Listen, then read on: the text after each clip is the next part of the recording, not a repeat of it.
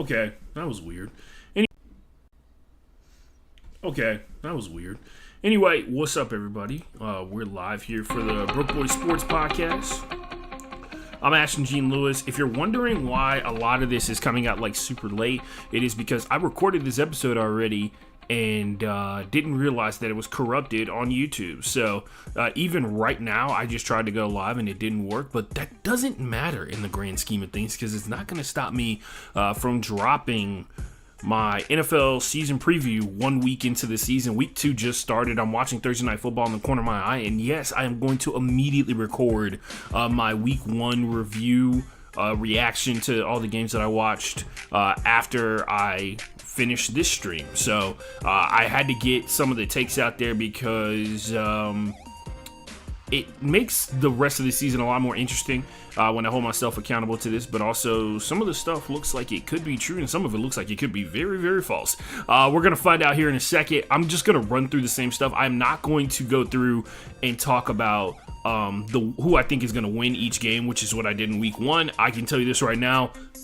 I got 10 right straight up on the money line, and I got 9 correct when it was I got 9 correct against the spread, which is pretty good for me. I usually suck against the spread. And then I just hit on Thursday Night Football. It was pretty easy for me overall. It was minus 3.5 on Thursday Night Football, and the Packers I thought were a much better team than the Commanders are currently right now due to some defensive stuff. And then on top of that, it really feels like based off what I saw week 1 versus the Giants, they were not looking super high. Anyway, week 1 didn't happen. This is the preview of the NFL season. Week 1 has not happened yet, but this is the Broke Boy Sports Podcast. So let's get right to it. I got a bunch of stuff that I wanted to talk about and wanted to discuss. Let's see if my previews and stuff are going to work when it's all said and done. I'm probably going to have to go to YouTube and delete this when it's all said and done. I can't tell if I'm even live on YouTube right now. Let me go check.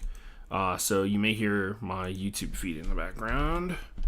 Hopefully it doesn't activate any of my pre-slides. Let's see.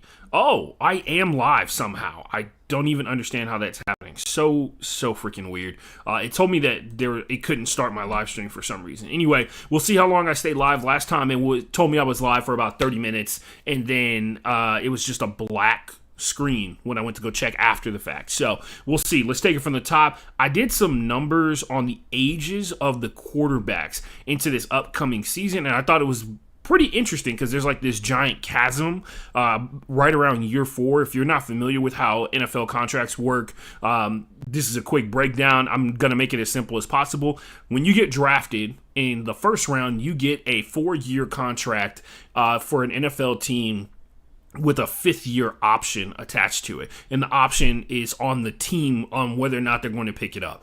That is important because that first 4 years kind of little bit guarantees that you're a little protected as you're transitioning to the most elite version of football there is on the planet and probably ever will be. And you have a little bit more security because obviously they invested a high round draft pick in you if you're a first round pick, and they want to make sure that they want to make sure that you actually succeed because other people's jobs are relying on you to be able to be successful. And that's what happens most of the time in most of the cases. You get that 4-year contract with the 5th-year team option, and the team has your best interest in mind in terms of wanting you to succeed as a football player. In other cases, things vary, but for the general course of like a person that gets selected first in the first round by an NFL team, they want you to succeed, and they want to pick up that 5th-year option because if they can get you to that 5th year under control of your rookie contract, which is a big thing that a lot of people have been talking about, rookie controlled contracts. That's what they talked about with Russell Wilson and why the Seattle Seahawks were able to be so successful. That's why people believe the second that you find out that you have the guy at quarterback, you need to be investing heavily in building the team around them, or in some of the smarter cases, which I believe the Texans are currently doing, they actually had a ton of guys already built into the team that were successful before CJ Stroud got there. While they're still looking for some guys defensively, they built a top-tier defense. They look very similar to what the Kansas City Chiefs are going through right now, where they have offensive lineman struggles because good offensive linemen are usually gone in the first round pretty quickly, especially in the higher end of the rounds. And then on top of that, the wide receivers are typically gone as well by the time. But deeper conversation about how wide receiver is a position that will soon be oversaturated in a lot of different ways. There seems to be a lot of guys that drift towards wide receiver for obvious reasons, but nonetheless, quarterbacks get essentially 4 years as the starting QB of a team unless you're in certain situations, right? But for the most part, you get 4 years and you get a 5th-year option where the team has to make a decision about whether or not they're going to sign you. To start this NFL season, there are 0 starting quarterbacks who are on the 4th year of their contract. That's not even like guys who signed an extension. This is literally, there is no starting quarterback who is currently in their 4th season as an NFL quarterback starting off. So there's one rookie.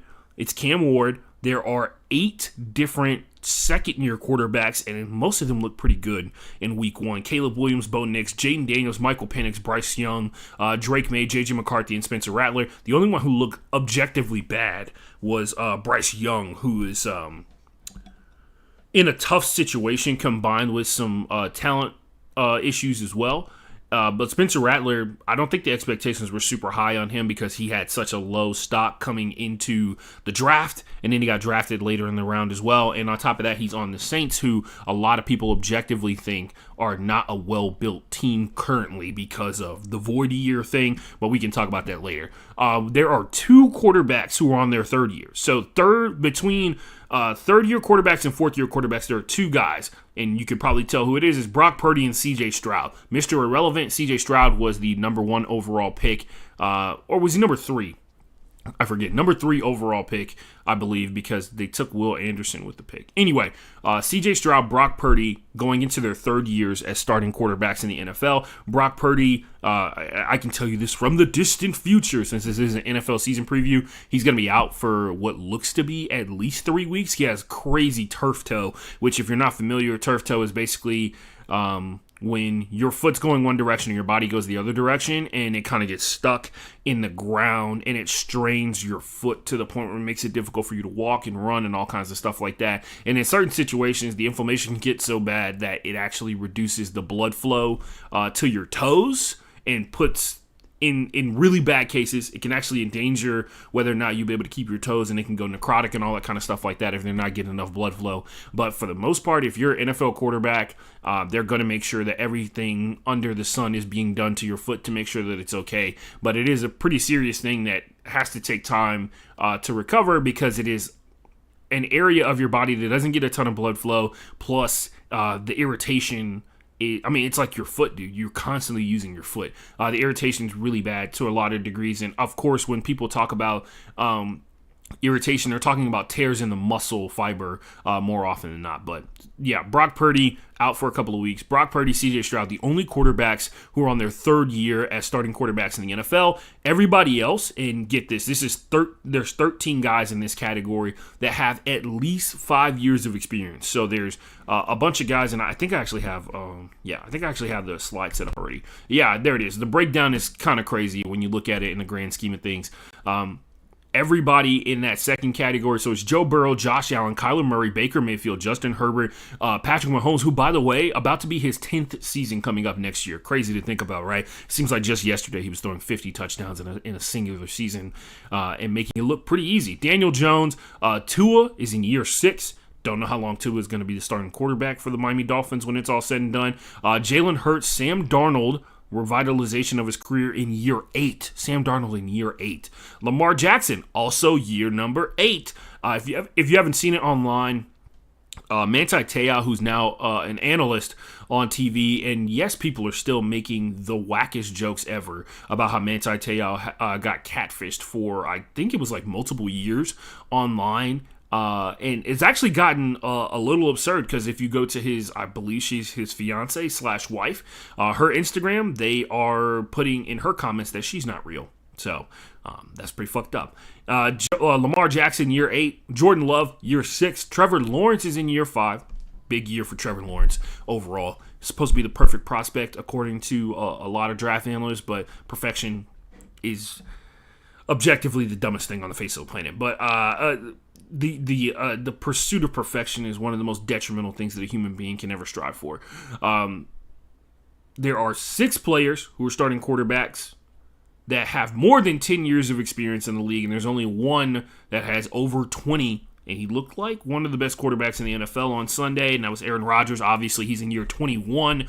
Dak Prescott, Joe Flacco, by the way, year 18 at the age of 44. Jared Goff, 10 years for Jared Goff. Seems like just yesterday that guy was getting chased out of L.A., right? And after getting them to the Super Bowl. Geno Smith, year 13. Matthew Stafford, year 17. Russell Wilson, year 14. I feel ancient talking about these guys because I remember when they first started playing. Dakota Rain Prescott, by the way. Never forget his middle name is Rain, which I think is pretty cool. But yeah, there's 11 quarterbacks who are 3 years and under in the NFL, and there are over 20 who are 4 years and over at the quarterback position in the NFL, which is pretty crazy. It is a massive age divide. Basically, like when it comes around, CJ Stroud and Brock Purdy are going to be the only guys who are signing contract extensions in their year free agency wise, because, well, I take that back. Some of these guys are still going to be around that are in the 5+ year category, but eventually, we all theorize this is probably Joe Flacco's last go around. This may be Aaron Rodgers' last go around when it's all said and done, depending on how the Steelers finish out. All that kind of stuff like that, man. It feels like Brock Purdy and CJ Stroud are the guys who are nearing towards one, in terms of skill and talent, the upper echelon of quarterbacks as time goes on.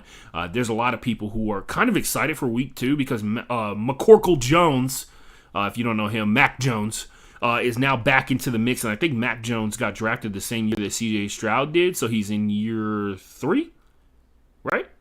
No. I think this is year 5 for Mac Jones.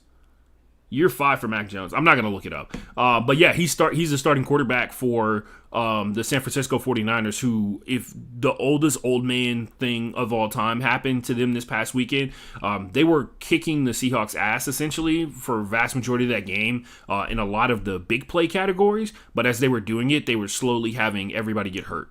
So Juwan Jennings got hurt during the game, George Kittle got hurt during the game, and Brock Purdy got hurt and finished out the game as well. But there was a bunch of other people too. Anyway, enough about week 1. Just wanted to talk about the quarterbacks in general. I think it's interesting that there's that weird divide of there's nobody who's in year 4. And there's not very many people who are in year 5, if I recall, based off the numbers. There's nobody is in year 5 either, or 6. There's Justin Herbert is in year 6, 2 is in year 6, Daniel Jones is in year 7. But the years 3 through 5, there are 2 guys in the NFL. Crazy, right? So weird how that happens. It makes you feel like there's quick turnover at the quarterback position, which there is, because the game is brutal. The game is brutal overall, especially when it comes to playing the toughest position in the game. Moving on. I did a couple of categories that I think are really important for me mentally, because it helps me kind of contextualize what I think about the season, and I'll take it from the top. We'll start with the positive ones. I picked the top 3 teams that are most likely to go undefeated this season. So let's see who I picked. I got the San Francisco 49ers, and some of this is based off of scheduling in general. By the way, all this stuff that you're seeing now, I did post this late, but this is literally the original stuff that I had written down. I wish I had the recording of the first session that I did. Nothing on this list has changed at all. Everything is exactly the same. I'm actually doing this so I don't have to double back and reprogram all these slides back into Streamlabs so that I can have a re-recording of this first episode. So I'm doing the preview and then week 1 so that I don't have to go try and do week 1 because I just finished watching all the games, and then go back and do the preview and then have to redo everything for it. But most likely to go undefeated. I said the San Francisco 49ers. It's a combination of the amount of skill and talent, and more than likely they're about to lose in week 2, especially based off of the number of people who are injured for the 49ers. But starting the season, they came in, they were looking like they were going to be in a position that Brandon Ayuk, a really good wide receiver, was going to join them later on in the season, and they were going to be able to sit there and rely on Ricky Parasol, who's a really talented young wide receiver from last year, Juwan Jennings, who is, honestly, if you go back and you look at all the times that the 49ers have just been destroyed by injuries, especially at the wide receiver position where Debo was out and CMC were out, when they relied on Juwan Jennings, he destroyed. He had pretty much every time he's had like 100 yards receiving game, it is because he got moved from wide receiver 3 to 4, which is where he was kind of floating around for a little while, to wide receiver number 1, and he was still killing the game. He was going out there and making plays. They may not have won many of those games when they didn't have all those guys, but for the most part, he stepped up and did his part. I was banking on a lot of that into this upcoming season, and quite frankly, I still believe that Kyle Shanahan can make it happen for Mac Jones. Kyle Shanahan is very similar in the same vein to Kevin Kevin O'Connell. He can make it happen with pretty much anybody at the quarterback position, but the missing of George Kittle will be interesting because he's been talking about how good Luke Farrell, who is the young tight end that they drafted this year, has been doing all season. He went to tight end U and all that kind of stuff like that. They say that he's really good. He looked pretty good in the backup role that he played in week 1. Whatever. The 49ers overall, it comes down to, I believe they have the talent to be able to go undefeated, and on top of that, I believe that they have the schedule set up to go along with it. The toughest hurdle that they're going to have to face is getting through their division without taking any losses, which is hard to say because the Rams are typically a pretty talented team, and also Sean McVay, really good at his job. They have the more experienced team, not necessarily the more talented team,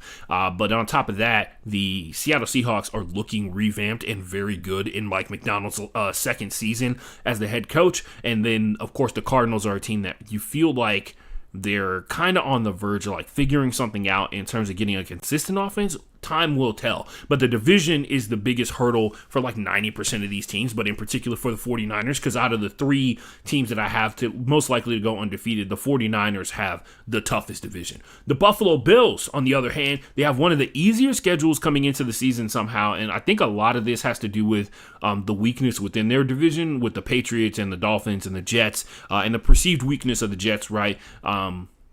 The Bills being a team that is immensely talented, plus having a guy who's either the number 1, number 2, or number 3 best quarterback in the NFL every single Sunday, goes a long way in terms of being able to win games. Combine that with the fact that defensively, when the Bills are healthy defensively, they're damn near unstoppable because they get key stops late in the game. Plus, combine that with the fact that they have an offense that has repeatedly come up in tough situations over and over again. I think the Buffalo Bills are they have a really good shot, mainly because I have a belief in the fact I believe they have a clutch factor. Some people don't believe in clutch. I do. I do believe that guys who have dedicated their lives to playing the sport at a super high level have the ability to take it up to another notch to be able to win in key situations. I believe in that. But yeah, the Buffalo Bills, combined with their schedule, their division, and it also feels like, once again, we're talking about a team that was 1 game away from being able to win the Super Bowl, right? They were 1 game away from being able to compete in the Super Bowl, have like a legitimate chance to go out there and win the whole thing. Number 3. Now, this one may be a little dicey. I know a lot of people have high hopes for the Tampa Bay Buccaneers, especially when you look at how their team is formed, right? Their team has one of the best wide receivers of our time in Mike Evans. They have technically two starting running backs. They believe in Bucky Irving more because he's closer to the pure type of runner that runs in between the tackles that they want, instead of what happens a lot when Rashard White touches the ball. He hops it to the outside and tries to get his speed to go out there and win. Sometimes you got to let the big boys pave a way for you and make something happen. Sometimes you got to force everybody to meet you at the line of scrimmage, and if they want the ball, they got to come tackle you, right? That we saw that happen last season, how valuable that was to be able to have both of them, have Baker Mayfield, a guy who, let's be real, top 10 quarterback in the NFL, knocking on the door, potentially being a top 5 on any given day. Baker Mayfield makes plays happen. He doesn't wait for plays to happen. He makes them happen. You may not like his mentality or how he acts or whatever, but Baker Mayfield has proven everybody wrong at every single turn, every single step of the way. He changed the trajectory of the Cleveland Browns, and they told him that he was not good enough to remain their quarterback, and now he has gone to the Buccaneers and he has done the exact same thing, and that's without the offensive coordinator that he had the first year that he was there with the Buccaneers and Dave Canales, because he's gone on to be the Panthers coach, and he'll face off against him later on this season. Obviously, the Buccaneers have one of the weakest perceived divisions because the NFC South is truly chaotic at all times. They had, I want to say it was like a 10-year run where the winner of the NFC South couldn't win it in back-to-back seasons. And it was a strange confluence of, yes, these teams are really talented, but for some reason when they play each other, they become completely different entities, which is exactly what you want when you have divisional familiarity with an opponent. But the Tampa Bay Buccaneers, their biggest concern, biggest question mark, I think, across the board is what the secondary is going to look like. And if you have questions in your secondary as an NFL team, you probably got a lot of problems coming your way very quickly without very much time to fix them. But there's a lot of faith in the younger players for the Buccaneers that are coming in the secondary to actually make something happen. But yeah, those are my top 3 teams. I think it's pretty cut and dry. These are all reasonable teams except maybe the 49ers to go out here and go undefeated. We'll see what happens though. Most likely to go winless I have in this category. Pretty easy here. Ooh, wow. Did I just blow that? No, I didn't. Where is it? I had most likely to go winless. Oh, most likely to go from I had most likely to go from missing the playoffs to making the playoffs this year for some reason, which is interesting. Did I not do that? I did do it, and it got deleted somehow. All right, so I had the 3 teams most likely to go winless. I'll just read it off. I had the New Orleans Saints. It's pretty cut and dry. Why? A lot of people believe that, especially with the current roster that they have right now, the requirements for to have a competent NFL team cannot be met by the Saints. A bunch of that is centered around the void years of contracts that are now coming up for a lot of the players that they signed contracts for. They are one of the older rosters in the league while also transitioning pretty well. It seems like they're hitting on a good amount of their draft picks, like Kool-Aid McKinstry. They're hitting on Juwan Johnson, who looked pretty good, and then Rashid as well. They are and obviously at the running back position, they have a guy that it begs the question, like, is Alvin Kamara going to be a Hall of Famer when his career is all said and done? And he may never win a Super Bowl, but he also is going to be one of the best running backs, I think, of our time. And also one of the best running backs that the league has ever seen, just in his ability to go out there and make plays. Biggest concern, obviously, is with the offensive line and quarterback position, right? I don't think very many people have a lot of faith in Spencer Rattler. Some of that is due to a lot of people don't like Spencer Rattler because they think they know him because of that Netflix show or whatever. I don't know Spencer Rattler very much. I didn't watch QB1. I just heard about it, so I wasn't really I didn't really understand what the hate train was for, but then again, it doesn't take much to get people pissed off on the internet nowadays, right? There's some people who revel in the anger, and so you have to kind of figure out who's actually got like a legitimate point for why they're upset, and people who are just trying to rage bait on the internet, people who are just trying to, they need something to yell and scream about because everybody's got big feelings about a lot of things all the time. But yeah, that being said, man, Spencer Rattler coming out here and being the guy for a lot of people's money, especially based off his college career with how he flamed out at Oklahoma and then going to South Carolina and not doing much, which, by the way, I think it's safe to say most people don't do much at South Carolina. It is a tough road to hoe to be an effective quarterback at South Carolina when pretty much every secondary you face every other weekend is got NFL cornerbacks on it. That very similar to what I thought about the Arch Manning's first game versus Ohio State. I was like, that's probably going to be the best defense he faces all season, and he plays in the SEC. So, but moving on my list, also most likely to go winless, I have the Tennessee Titans. This is also a talent issue, plus the AFC South. For as much as people try to play with the AFC South's name, a lot of the teams in the AFC South are typically stocked up with talent, and most importantly, most of the defenses are pretty nasty, in particular the Colts and the Texans. They always have. The Colts in particular, last year, the Colts defense kind of fell off a little bit, but that was definitely due to the pressure that was put on them by the offense, right? This year, they started off pretty hot. But for the most part, the Tennessee Titans are a team that feels like it is just point blank dry. They are primed to go winless this season. Not only because it would actually benefit the franchise to be able to get all those high round draft picks in every single round to help out the fact that they have a guy that they probably believe in Cam Ward. But on top of that, the wide receiver position has a ton of question marks across the board.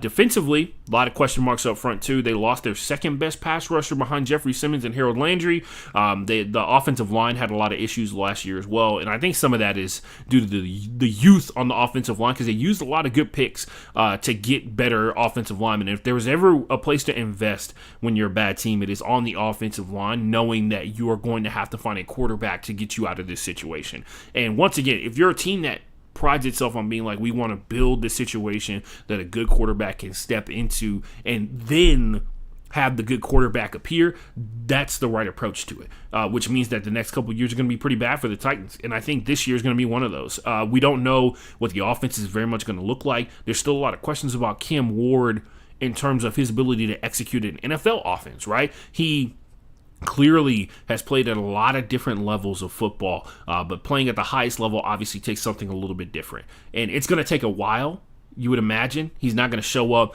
and start dropping bombs on people immediately, especially considering the talent they have at the wide receiver position. But yeah, the Tennessee Titans, hands down, easily for me, for my money, most likely to go winless. And then I had on my list as well another team that probably wants to go winless as well, based off the fact that they're probably going to fire their coach regardless of what happens this season. That's New York Giants. Like and this is the thing too, man. Right, the defense has been supercharged. They have one of the best defensive lines in the NFL. But what I will say is the number of teams that are really good at dealing with an elite defensive line, whether it be by actually pass blocking or more than likely different ways to scheme, basically taking advantage of the new version of what offenses are going to look like, and you should expect to see this throughout the course of the season as well. Teams are using tighter formations. They're using twins tight, which is basically where there's two wide receivers on each side. There's three wide receivers, so there's two wide receivers on one side, there's a wide receiver on the other, there's a tight end on the end of the line, and they're off the line of scrimmage to make the appropriate numbers so they don't get called for offsides. They have a running back in the backfield in shotgun next to the quarterback. They use those tight formations to create difficult rush lanes for really good defensive lines. Plus, those routes, the way that they develop, a lot of them are going to be crosser routes to go out there and try and abuse the zones.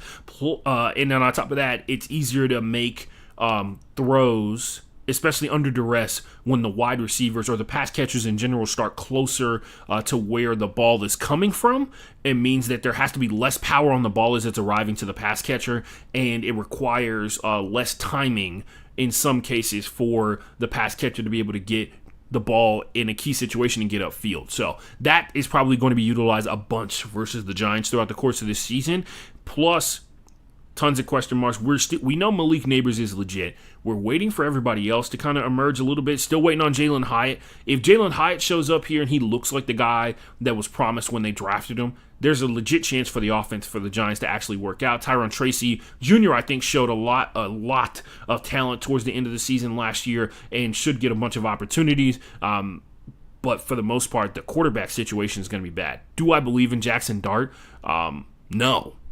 I don't believe in most quarterbacks in general, let alone a guy with the back history of Jackson Dart, the history of Jackson Dart. So we'll see. Russell Wilson's going to be starting, so I guarantee you there's going to be some Russell Wilson starting, losses are coming. That's how it is. Not to say they're all going to be losses or anything like that, but Russell Wilson is, in his current form, is having a tough time trying to figure out how to make it day by day in the NFL. Right, that doesn't require for him to throw checkdowns and stuff like that, and throw and bomb it down the field. Even those are kind of getting a little predictable for people around.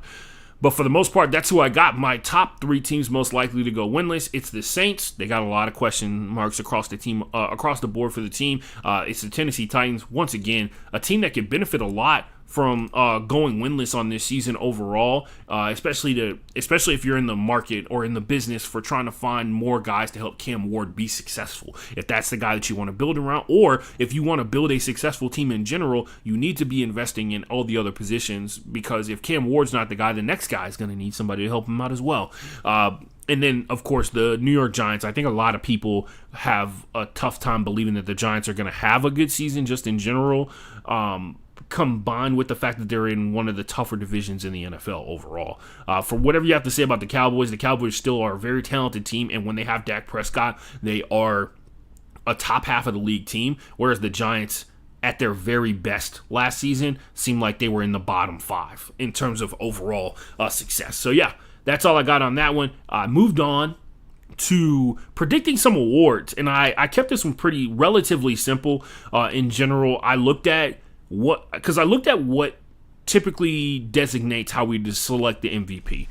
And it's actually something I think we all hate very much. MVP has become a quarterback award, and the only person who can win it is a quarterback. Despite, no matter how good of a season you have, we've already seen it. Last year we saw somebody rush for 2,000 yards, and they did not get MVP of the league. We saw a couple years ago, 2 years ago, Tyreek Hill was knocking on the door of the best season that a wide receiver has ever had. Cooper Kupp had the triple crown, where he had the most receiving yards, most receptions, and most receiving touchdowns in a single season, and still nothing. Christian McCaffrey has gotten 2,000 yards rushing. He has gotten 1,000 yards rushing and 1,000 yards receiving twice in his career in a singular season, and he's still not been anywhere near the MVP conversation, which is crazy to think about, because if you're a person that plays football and you know what it's like to be literally any other position other than quarterback, you know how difficult those achievements are. But nonetheless, it's quarterback award. I'm here to try and predict who I think it's going to be. I looked at the teams that I saw last season, because I watched every single game last season and the year before that. And there's one team that seems to be on a pretty consistent trajectory path. They're cracking into the elite teams of the NFL. They're always in the mix when it comes to the playoffs. They are always in the mix when it comes to being successful. They're one of the most bellwether teams in the NFL historically, and they have an insane way that they build their team, but God damn it, it works damn near every fucking time. It's pretty simple. I think Jordan Love is going to win the MVP for this season for the NFL.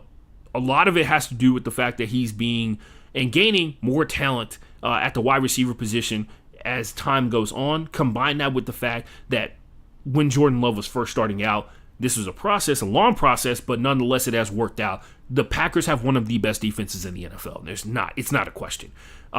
They took advantage of the fact that the Raiders did not want to re-sign Josh Jacobs, and they went out and got one of the best running backs in the NFL for a really low price. And I'm sure Josh Jacobs is super happy about it, as much as he was super disappointed about sitting in his car outside the Raiders facility and not signing that deal before the deadline. I'm pretty sure he's pretty pumped to be a Green Bay Packer right now. Not only does he not have to carry the squad, he's got a quarterback that he believes in. He's got a team that has a winning mentality and a winning approach. Matt LaFleur does a really good job of staying modern with it. Once again, he's a part of the trust tree, the brain trust tree that comes from like Sean McVay, the Mike McDaniels, and the Kyle Shanahan guys. Matt LaFleur was one of those guys, and it seems like it shows every single year. He not only is effective at building a great team overall, but they continue to perform extremely well over long periods of time. They are not on a roller coaster like we've seen with the Rams. Like the Rams don't have a long history of great success, but they have great moments. The Packers are a team that is consistently good across the board. They are now potentially transitioning into their third consecutive Hall of Fame quarterback if things go the way they should for Jordan Love historically, right? It feels like the team not only has got the right amount of veteran presence on it, but it has the right amount of youth in terms of talent. Even with the loss of Jair Alexander, their ability to play defense seemingly last year was undeniable. Like Xavier McKinney being on their team for what is kind of like a really cheap deal for a guy that's that good is massive. Now they've added Michael Parsons into the mix with Rashawn Gary. Although they did lose Kenny Clark, I still have faith overall in Quay Walker and Edrin Cooper to go out there and do the thing up front when it comes to playing linebacker. And why do I mention all those players? There's very few teams that have an MVP that wins without having a ridiculously stacked team around them, which says a lot about how we perceive the most valuable player, I believe. So, yeah, I got Jordan Love. If you want to talk about voter fatigue and all this kind of stuff like that, I guess that's a factor. I believe that Jordan Love is going to separate himself in terms of how well he does of not turning the ball over, and combine with the fact that he has a team that is slowly molded into a really effective unit up front. Romeo Dobbs. A lot of people have big hopes for Marcus Golden. It seems like this is Jordan Love's year. Like, it feels like everything is aligned for him. Obviously, the health situation is important. Last year is what kind of derailed him a little bit as well, and kind of derailed the Packers' really good start to the season. Although they did pretty well when Jordan Love was down, it feels like this is his year in terms of how his team is built. His coach goes out there and lets him rips that thing. And then we know that Jordan Love is really talented, and he's got all the talent around him. And it's time for him to put it all together. That's all I can really say. That's my MVP pick, Jordan Love. Pretty simple. Let's move on to the next thing. What is on here? Oh, teams that I think are going to go from missing the playoffs to making the playoffs. This one is pretty simple. I got the Cincinnati Bengals at number 1 because all they have to do is play like average defense, and they will be a playoff team. They'll be a wild card 1 or a wild card 2 team. Hell, with the way things are shaking out, all they got to do is split one of those games versus the Ravens, and they might be able to make a run for the AFC North Division title. Which, by the way, and I'll mention this again, I have seen Week 1 already. That's why the scores for Week 1 are scrolling at the bottom of this pod right now. It looks like the AFC North is about to be fucking crazy again. The Steelers seemingly have found the best offense they've had in 3, 4, 5 years, maybe. And that's a problem for pretty much everybody else involved, especially because this is the year that a lot of people are saying Mike Tomlin's finally on the hot seat. We'll see how that shakes out. The San Francisco 49ers, I got them, like I said before, they're one of my teams that I actually think can go undefeated on the season just because of the quality of their schedule. They have one of the weakest schedules in the NFL overall outside of their division, right? And their division is pretty tough, but they feel like they can easily be a wild card 1 or a wild card 2 team when it's all said and done. Or wild card 3. Sorry, I forgot there's a third wild card spot now. But yeah, the Atlanta Falcons, I got them making the playoffs just because I like everything that I saw at the back end of the season. I actually legitimately believe.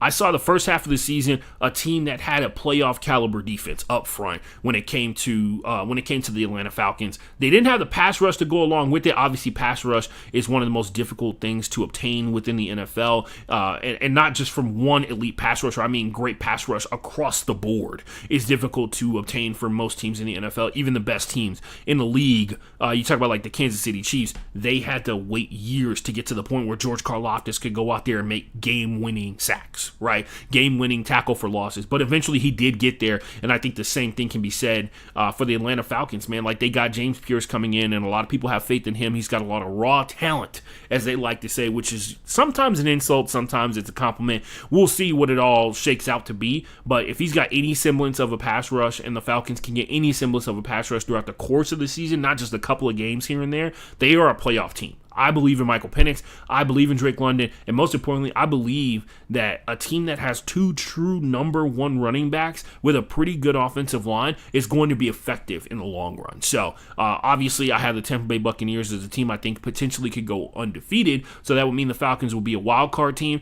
But they feel like they are a team that's not only going to have a winning record this season, but they're going to piece it together and they're going to go into the playoffs for the first time in, I want to say, like 5 years, right? They haven't been to the playoffs since Matt Ryan retired. I'm not retired. Moved on, because Matt Ryan went on to go do other stuff. You know, that one time he played for the Colts that we all forgot about. That's going to be one of the ultimate pictures of, like, remember that one time this guy who played here for like 20 years and then he played like 6 months at this other place. And so he got a bunch of gear from that place but didn't do a bunch of stuff. That was that year that Matt Ryan almost broke the NFL. He was on pace, like at week 7. He was on pace to break the NFL quarterback fumble record. It was insane. I think because he was averaging like 2 fumbles a game, but he was recovering a good chunk of them. But he was still averaging like 2 fumbles a game, which is wild to think about. What do we got here? Number 5, the greatest mystery of the NFL season, if you will, ladies and gentlemen. I have this listed as the LA Chargers. There is a battle for the very soul of the LA Chargers.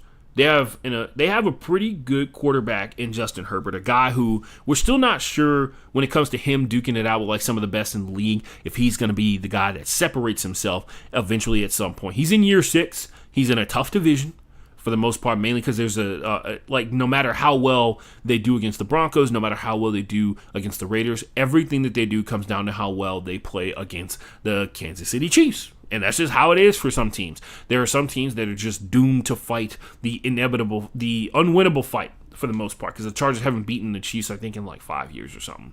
And if you've watched when the Chargers do play the Chiefs, the weeks leading up to it, they look really, really good. And then when they play the Chiefs, they become a completely different team.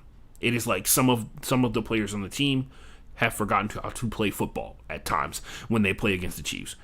The balance of Harbaugh is a guy who believes in running the ball staunchly, which is why he was so excited about J.K. Dobbins, and now he's really excited about Marion Hampton. He's got fresh young knees for Harbaugh to ruin as time goes on, because he's going to run that guy into the ground. But for the most part, this is going to be interesting, because if there was ever a team that, for their success, they saw themselves being a hybrid of modern day football in terms of formations and taking advantage of motion and stuff like that, but also at their core being a run-based team, it is the LA Chargers. And I think that is, like I said last year, my biggest prediction is that the run game was coming back, because I was right on that overall. The best running teams in the NFL were the best running teams in the regular season are the teams that made it the furthest in the playoffs when it was all said and done. Literally, it was like the top 6 rushing teams in the NFL were in the AFC and the NFC championship game. And if the Chargers fancy themselves a balanced organization, they too may find themselves running pretty deep into the playoffs. Obviously, some of that is centered around their defensive effort and their defensive ability, but I think it's also pretty great timing for the Chargers right now, because it feels like everything is on the up. They got a pretty good steal at the offensive line. They got a pretty good steal at the running back position with Marion Hampton, especially if he's the guy that we think he is. They got 2 guys I know, Rashawn Slater, my boy Rashawn Slater. If you guys don't know, I used to be a high school sports reporter for about 5 years in this area out here in Houston called Fort Bend ISD. It is the area where Missouri City, Sugar Land, and a little bit of Richmond, Texas, which is where many of the NFL players that are from Houston come from. If you're familiar with Kenneth Murray Jr., he's like the starting linebacker for the Dallas Cowboys. He went to one of the high schools I covered. Parker Washington, who plays for the Jaguars, number 11, he went to one of the schools I covered, William B. Travis High School, that had, and I've told this story on here before, I guess I'll tell it again. Travis High School is one of the schools in Fort Bend ISD. One of the years that I covered them, they had Parker Washington, who was a wide receiver, right? He wide receiver for them. He was pretty young on the team. I think this is like his sophomore year or something like that. He was a wide receiver on the team, made it to the NFL. They had this guy named Spencer Griffin, who now plays in Major League Baseball. I think he plays for the Brewers. He's in the bigs, but he was a really good football player. He played wide receiver, running back, and quarterback throughout the course of his entire career with the Tigers.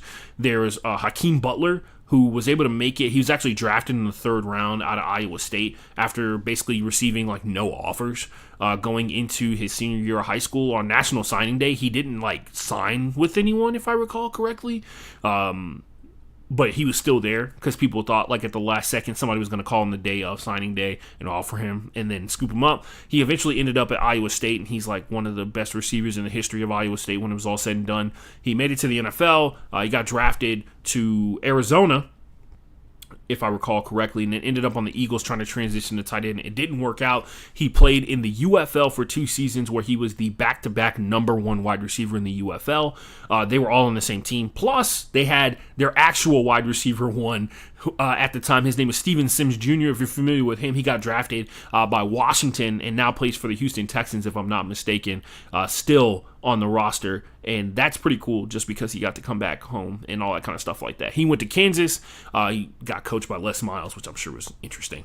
But yeah, he went to Kansas, and he's like one of the best receivers in the history of Kansas. So it was Parker Washington, Steven Sims Jr., Hakeem Butler, and Spencer Griffin were all on the same football team together at the same time, and they still couldn't beat the Katy Tigers. If you are familiar with them, that is the team that Jalen Milroe, who's the backup quarterback for the Seahawks and played quarterback for Alabama, he actually pulled off something that is akin to a miracle. He actually beat Katy in the regular season for the first time in I want to say 15 years or something like that, because Katy the Katy Tigers are one of the most dominant high school football programs ever, and they are the team that you think of when you talk about Texas high school football. Whatever. Moving on. What was I talking about? I was talking about balance of the LA Chargers and what I believe in them. But yeah, I was saying, I remember now. Rashawn Slater, I mentioned him because he also went to one of the schools that I covered. He went to Clements High School, which is where anyone. That's where Derek Carr went to school because he was a kid when David Carr got drafted, and David Carr had his entire family move from Fresno, California, where they were at before, to Houston, Texas, because he got drafted when he was like 20 or something like that, and he had his whole family in Houston with them. So that meant that Derek ended up going to a local high school in Sugar Land, which was Clements High School, which is the alma mater of also Rashawn Slater, who is the he's the current left tackle for the LA Chargers, but he won't be playing this season. He tore his patella during training camp, but going into this season, I felt a lot better about this take, and I still feel pretty good about it, but without Rashawn, it definitely cast some doubt for me personally, because I think Rashawn is just that level of good. Joe Alt clearly has proven himself to be a really talented left and right tackle because of what he was able to do in college, but for the most part, the Chargers got everything on the up and up. They got Quentin Johnston going into his second year and giving him more opportunities to be successful. They found Ladd McConkey, and they feel pretty good about him overall. They've found the running back. They found the defensive presence for the Chargers seemingly has gotten a lot better as well. I just thought the presence of not only Harbaugh, but also some steadying hands to control Henley, Denzel Perryman as well, and Derwin James, right? Like, they are a talented team that is on the way up, and it feels like this is the season where if there was ever a time that the Chiefs were going to be got, it is this year. We'll see. They are having an absolute field day at the wide receiver position. Xavier Worthy got hurt in week 1, and people are saying he dislocated his shoulder and they popped it back into place, all that kind of stuff. So he has to wait for like the inflammation and the healing process to happen. But he practiced today, so it'll be interesting to see if he just comes back for week 3. Hollywood Brown killed it in week 1, but Rashid Rice not being available is a huge blow to him with Travis Kelce out there, and what is potentially his final season as the second greatest tight end in the history of the NFL. We'll see. Only time will tell. What else did I got on here? Greatest mystery, nothing. Oh, I got my Super Bowl prediction. Of course, this is quite simple. I've been talking about both of these teams throughout the course of this preview. I got the Baltimore Ravens winning it all and playing against the Packers in the Super Bowl, which will be pretty sick. Because honestly, if it is Ravens-Packers, I would feel good about either one of these teams winning. I don't have beef with either one of them, but I just know that the Ravens would have the tougher path to the Super Bowl than the Packers would, just because the AFC is just so stacked across the board, and winning the AFC North, going to the playoffs, getting to the AFC Championship game, finally getting over the hump with the super stacked team that they have offensively and defensively, then finally getting to the Super Bowl with Lamar Jackson and Derrick Henry and all these guys who have been playing for so long, and then finally getting the opportunity to go out there and compete for it. It's just hard for me to believe that a team that is that well built is not going to be successful. And they seem like they're all dialed in on winning. The Packers the same way, but I feel like the Packers are, in my opinion, they're like a shade behind the Ravens. The Ravens defense is insane across the board. What the Packers lack in terms of what the Packers quote unquote lack in terms of secondary, the Ravens make up for it in spades. I know it is going to be a tough path. Obviously trying to go from week 0 to week 1 and predict who's going to sit atop the NFL when it's all said and done is kind of insane. But it definitely feels like the Baltimore Ravens are on the direct path towards this. And the Packers and the Ravens are on a collision course to meet each other in the Super Bowl. And I got the Ravens if it comes down to it, just because I believe in the run game. I believe in the violence. I believe in the ability to run the ball that much. And on that note, I got nothing else. This will be the point where I go through and predict a bunch of stuff or whatever, and that's just not going to happen for game predictions or whatever. I did have a list of crazy names of people who are still on practice squads in the NFL, and maybe I'll read that off. It'll be fun. If you stayed this long and listened to the show, maybe you'll enjoy this as well. But I think it's kind of wild. Some of these names, Jordan Poyer, who by the way I think got elevated already to the Bills active roster. They have Kendrick Green, Sam Franklin. Remember Sam Franklin? He was like the best defensive player on the Panthers 2 years ago when they were absolutely terrible before they had Bryce Young, and now he is a practice squad player for the Bills, but still very good safety. Frank Gore Jr. is on the Bills practice squad. The Dolphins have a guy who is a Kansas City practice squad legend, Greg Dulcich, who I believe has 2 Super Bowl rings, if I'm not mistaken. I'm dead serious about that as well. I think he does have at least one, because he was, for a long period of time, I want to say for like 4 or 5 years, he was like a guy who bounced in between the practice squad and the active roster all the time, but he basically never got into the game. And why do I mention that? I just remember it because there's a guy that plays Quidditch that his name is Billy Quatch. Check him out. Actually, you don't have to check him out anymore. He already big time. He ran I think it's Still Fly Media, used to run that. They got big time investors paying into him, and now he's a big time manager. And he started off with his own video production company, and he started by covering the Kansas City Chiefs. He used to like record and make content for, I want to say, Tyreek Hill. And Greg Dulcich was always there as well. He started off making content for Tyreek Hill and stuff like that. And now he's like blown up into his own company because of all of his efforts on his own. He actually went to the Super Bowl every year except last year, I believe. Maybe he did go last year, that the Kansas City Chiefs have gone to. And he got to be on the field and film it, which is insane. But yeah, shout out Billy Quatch. The only reason I know about Greg Dulcich is because of you. The Ravens, they have Tyler Snoop Huntley. Everybody loves Tyler Huntley. He had like 8 good games. And on top of that, he had that one period of time where he was in for Lamar Jackson playing. And I think everybody kind of appreciated how much effort they saw out of him overall, including that one time he was 1 game away. He was on the potential game-winning drive for the Ravens to make the playoffs without Lamar Jackson, and he came up like a couple yards short. D'Ernest Johnson, everybody remember him? D'Ernest Johnson, running back, used to play for the Browns. He had like 4 games where he rushed for like 100 yards in a row, and it was the height of like this crazy story about this guy who used to be homeless. He has like his own documentary on YouTube. I just saw the name and I was like, I remember that, man. Everybody was obsessed with D'Ernest Johnson for like 4 weeks, and then we never heard from him again. Brent Urban, year 12 for Brent Urban, which is crazy. If you know Brent Urban, you know what's up. Cole Strange, why do I say this name? If you don't know who this is, don't worry. I'll tell you the backstory. A couple years ago, Bill Belichick, a man of great ego and renowned, and also a lot of wins under his belt, should believe in himself pretty well. Cole Strange became the center of what was a very important story. Bill Belichick was at a point in time in his career where he needed to prove that he could do it without one Thomas Brady. I don't know what Tom Brady's middle name is. I think he has like 2 first names for a first and a middle name. But yeah, he needed to prove that he could do it without Tom Brady.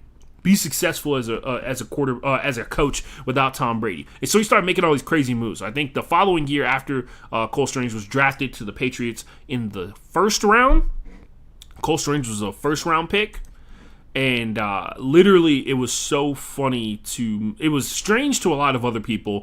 It was so strange that it actually elicited laughter from one Sean McVay, who this is during the fuck them picks era for the Rams, where they had traded away every single pick that they had, essentially until like the 3rd round. And so the way, every team's got some kind of draft party thing that they have going on. And the Rams, because they didn't have any first-round picks and they weren't going to trade up to get first-round picks and all this kind of stuff like that, they actually had Sean McVay do like a Q&A session while the draft was going on. And he was just sitting on a stage with Les Snead, the general manager for the Rams at the time, or general manager for the Rams. And they were like looking at it. And I don't know if Sean had been drinking or something like that, because he seemed like he was a lot looser than he normally is in terms of like, he talks with an edgy voice. Anyway, he's talking. They see that the Cole Strange pick comes through. He starts laughing. He's like, wow, I had Cole Strange on my board too in like round 5. So, and then everybody laughed. And now Cole Strange is a practice squad player for the Cleveland Browns. Steelers, this one's good. This one's right. If you're a ball knower, you know this. Robert Woods, year 13. Year 13 for the man that I constantly confuse Van Jefferson with, despite the fact that Van Jefferson, I believe, is significantly younger than Robert Woods. For some people, for some of you guys, Robert Woods matters a lot. For some of us, he matters not at all. I will say this. Robert Woods is a guy that went to high school with a friend of mine's wife, and she knows him, knew him from high school. And so she found it very funny when he played for the Houston Texans 2 years ago, because it was like her old high school person that she knew was in the same city that she was in. Anyway, Robert Woods, practice squad player for the Steelers, strangely enough. The Texans, and this one could play big dividends later on, they have Damon Arnett, who went berserk on the internet that one time and then got kicked out of the NFL for a little bit. And shout out, probably going to be one of the biggest stories of the UFL because it feels like every year the UFL is more unstable than it was the year before. They are removing a couple of teams and relocating some franchises, different places and stuff like that because, once again, they're trying to find where spring football can exist, so there's going to be changes constantly, and you know how people are. They hate change even if it's for the better. But yeah, Damon Arnett dominated the UFL, got an invite to Texans camp, competed for a roster spot, didn't claim a starting or a second-string roster spot, so he's a practice squad player, but nonetheless, Damon Arnett back in the league. Colts practice squad, Laquan Treadwell, who, strangely enough, not year 27 for Laquan Treadwell, it is just year 9. Year 9 for Laquan Treadwell, a guy who had all the he was on the Ole Miss Money team. If you recall, the Ole Miss Money team is the team that had Chris Carson, DK Metcalf, AJ Brown, Laquan Treadwell, and I think Laquan Treadwell at the time also was like a Heisman Trophy candidate because he was like the best wide receiver on Ole Miss at the time. That was when they had, what is that guy's name? He is he's not Chip Kelly's. He's Brian Kelly's nephew. Swag Kelly, whatever his real first name is. Swag Kelly was the quarterback. I think they had Robert Nkemdiche at defensive tackle who played in the NFL for a little while. And then they had both of their tackles get drafted. The team was just stupidly stacked.